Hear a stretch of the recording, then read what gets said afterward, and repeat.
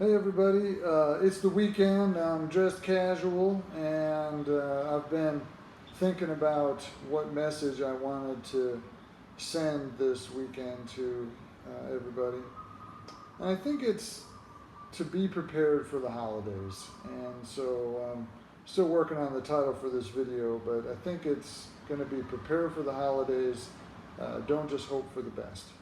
So, for a lot of fairly obvious reasons, the holidays tend to be a really difficult time for a lot of people. And then a few of the additional struggle of chemical dependency, dealing with the holidays, the financial stress, dealing with relatives, looking back at the year. Have you made the progress that you wanted to make? Are you with who you want to be? Are you where you want to be in your life, etc. There's just a bunch of things that cause people to have significant emotional struggles. And if managing emotions without using a chemical is a problem, then people tend to relapse during the holidays. And so, unfortunately, this year I'm taking off for a couple weeks, right during kind of the hot time for relapses and those sorts of things. So I kind of wanted to get ahead of it a little bit. And although I think that only a few of my patients actually watch my videos, those of you who do watch my videos, hopefully you'll take this to heart. So we got, the holidays are kind of rolling. Here we are, kind of starting the second week of December. There's time to get prepared and to have a game plan. One of my patients' partners is heading out of town, leaving this individual basically alone over the holidays. That is going to be rough.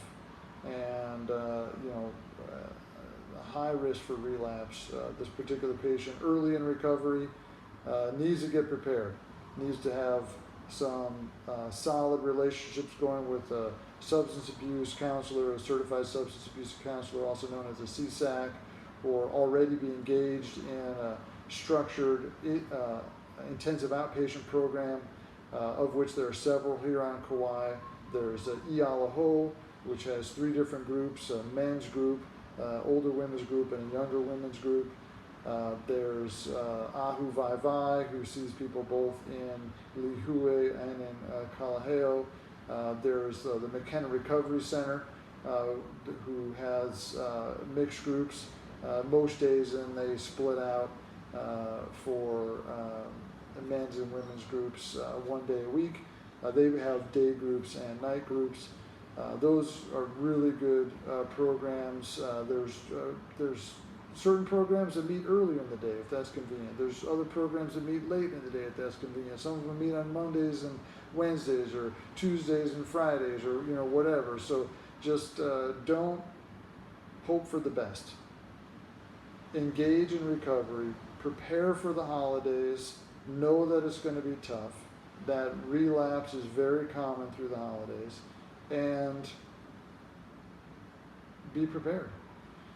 I also had a patient who asked me, how do you deal with that negative internal dialogue, which many people are going to be having during the holidays, which leads to emotional distress, which leads to relapse as people try to get that chemical escape from their emotional distress. And it's not easy, but it is doable.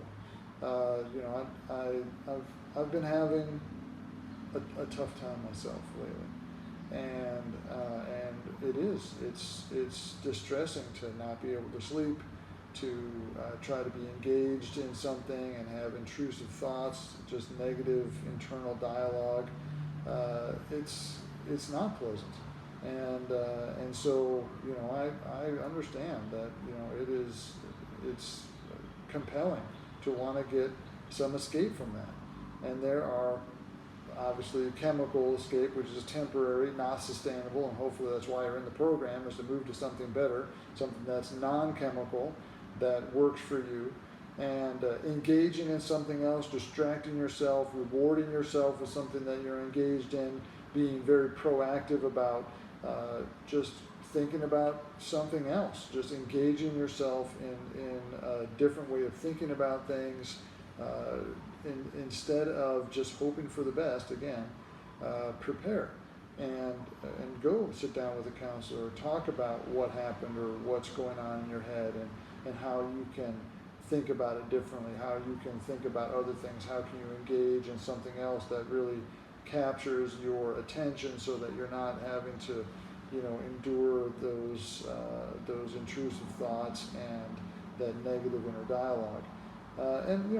It's a skill that can be developed, and so hopefully people who are in the buprenorphine program understand that the buprenorphine does not teach you any of these things. Taking buprenorphine is not treating chemical dependency.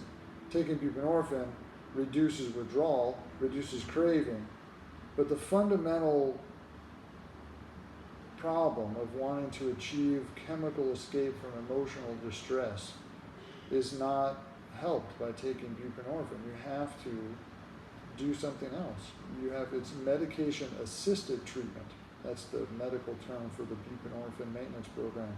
It's not medication-only treatment. So this holiday season, make sure you understand what you're doing. If you're on buprenorphine, it's medication-assisted treatment. The medication assists you in engaging in recovery, and you can do faith-based things with a church group. You can do individual counseling with a CSAC. You can do meetings like AA or NA. You can do intensive outpatient. You can decide, you know what? I need to go to a residential treatment program. I need to take time out from my life, get some clean time, and then come back into an intensive outpatient program.